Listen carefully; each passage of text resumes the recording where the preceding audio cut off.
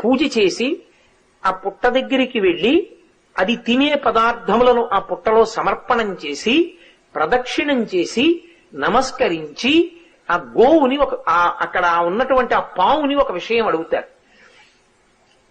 లౌకికంగా చాలా నాగరికమైనటువంటి ఏదో సంస్కృత భాషలో చెయ్యవలసినటువంటి శ్లోకములు కాకుండా చాలా తేలిక భాషలో అందరూ అడిగేటటువంటి రీతిలో అడుగుతారు. అందుకే నాగుల చవితికున్న విశేషం ఏమిటంటే దానికి ఏదో సంస్కృత పూజా విధానం ఏమి ఉండదు. వీళ్ళందులో పాలు పోసేస్తారు, అక్కడ నిలబడి ఓ మాట అడుగుతారు.